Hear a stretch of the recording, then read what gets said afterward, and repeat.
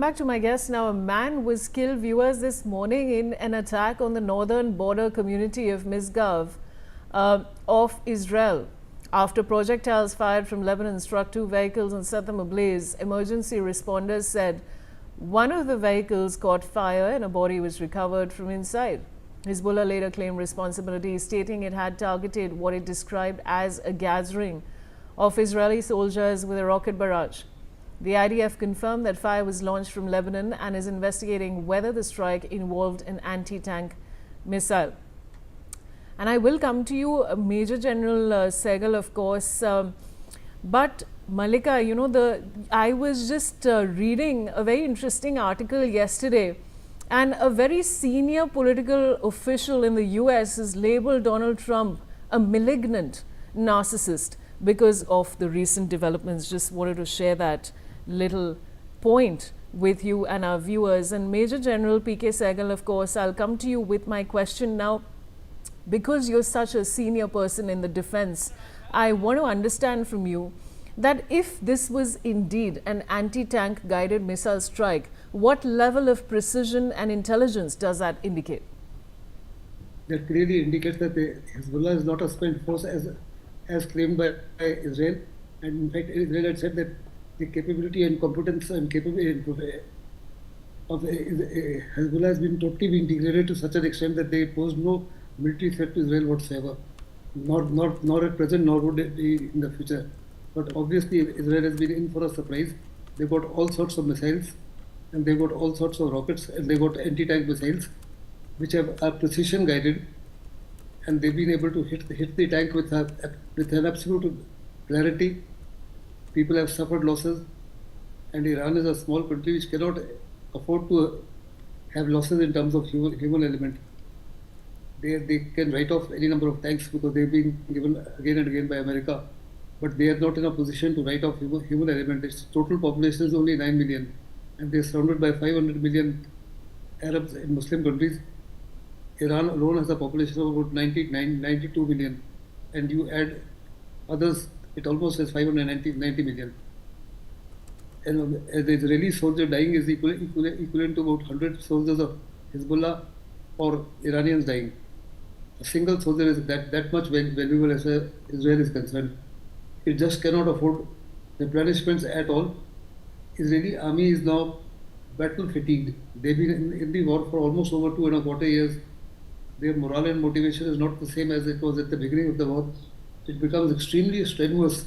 All the reservists who had been called for, they normally are called for about 3 months. They've now been involved in a war for almost 2.25 years. The entire factories have closed down because it's the reservists which were running those factories. It was the diaspora, foreign diaspora, which was running some of the industries. All of them have left Israel, and even some of the industries itself have located outside Israel. Under the circumstances, the losses that are being suffered by Israel is as great as that suffered by Iran. In fact, according to me, Israel stands reasonably destroyed.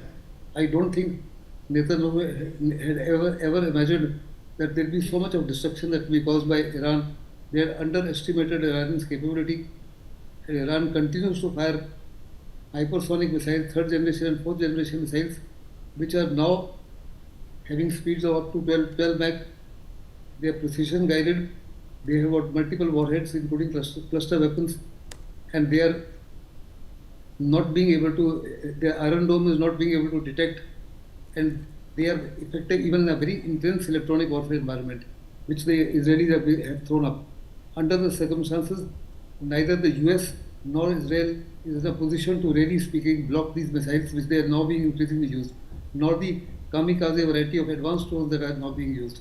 The casualties that are being inflicted on Israel, whether in Tel Aviv or in Haifa or in Jerusalem, are something that are totally unacceptable.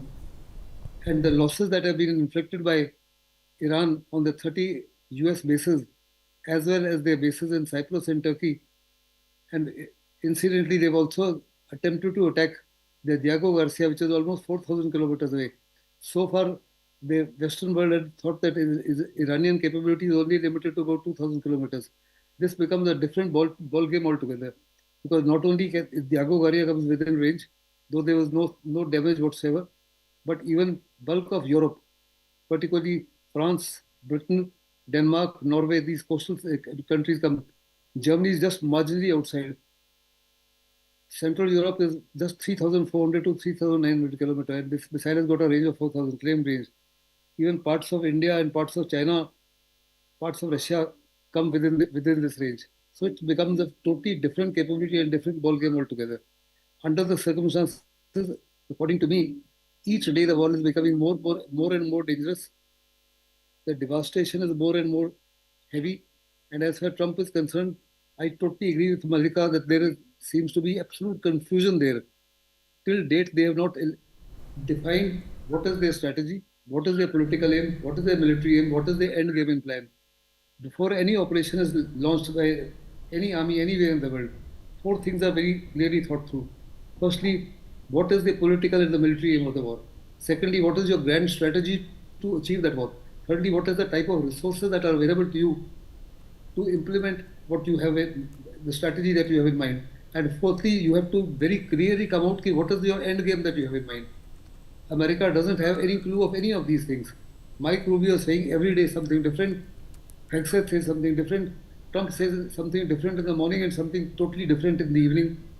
There's been a vertical divide within Trump's administration. If you've seen J.D. Vance, the vice president, hasn't made a single statement for the last 23 days, which means he's been totally against this war. And there's also been a vertical divide within the Republicans. The MAGA itself stands totally divided. Earlier they thought make America great again. Now they are wondering whether they'll be able to retain the control of the Senate and the House of Representatives in the November election. Most of the senators are now beginning to realize that Trump is going to be a huge liability for them.